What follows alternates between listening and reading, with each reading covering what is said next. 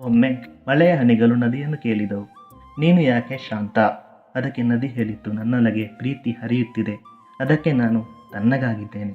ಪ್ರೀತಿ ಅಂದರೆ ಇದೆ, ಮತ್ತೊಬ್ಬರಿಗೆ ಶಾಂತಿ ಸಮಾಧಾನ ನೀಡಿ ಮನಸ್ಸು ತಣ್ಣಗೆ ಮಾಡುವುದು.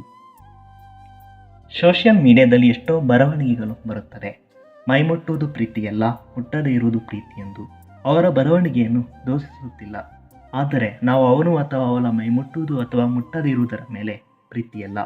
ಒಬ್ಬ ವ್ಯಕ್ತಿಗೆ ಎಷ್ಟು ಸಮಾಧಾನ ನೀಡಬಹುದು, ಎಷ್ಟು ಸಂತೋಷವಾಗಿ ಒಬ್ಬ ವ್ಯಕ್ತಿಯನ್ನು ಇಟ್ಕೊಳ್ಬೋದು, ಎಷ್ಟು ಭರವಸೆ ಹುಟ್ಟಿಸ್ಬೋದು, ಎಷ್ಟು ಗೌರವವನ್ನು ಕೊಡಬಹುದು, ಅದರ ಮೇಲೆ ಪ್ರೀತಿ ಅವಲಂಬಿಸಿದೆ. ನಾವು ಒಬ್ಬರ ಯಶಸ್ಸಿಗೆ ಪ್ರಾರ್ಥನೆಯನ್ನು ಮಾಡ್ಬೋದು, ಅದು ಪ್ರೀತಿಯೇ. ನಾವು ಪ್ರೀತಿಸುವ ವ್ಯಕ್ತಿಗಳಿಗೆ ಭಗವಂತ ಜಗತ್ತಿನ ಎಲ್ಲ ಸಂತೋಷ ನೀಡಲಿ ಎಂದು ಬಯಸಬಹುದು, ಅದು ಪ್ರೀತಿ.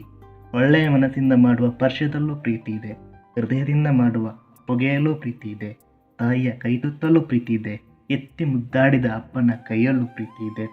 ಮೈ ಮುಟ್ಟುವುದು ಮುಟ್ಟದೇ ಇರುವುದು ಪ್ರೀತಿಗೆ ಅವಲಂಬಿಸಿಲ್ಲ, ಅಭಿಪ್ರಾಯ ಗೌರವ ಇಷ್ಟಗಳ ಮೇಲೆ ಅವಲಂಬಿಸಿದೆ.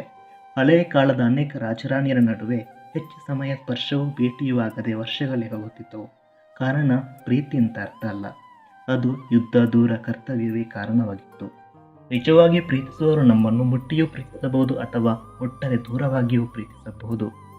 ಪ್ರೀತಿಯನ್ನು ಯಾರಿಂದಲೂ ತಡೆಯಲಾಗುವುದಿಲ್ಲ, ಯಾಕೆಂದರೆ ಪ್ರೀತಿ ನಿಂತ ನೀರಲ್ಲ, ಎಲ್ಲಾದರೂ ಅದು ಹರಿದು ಹೋಗುತ್ತದೆ.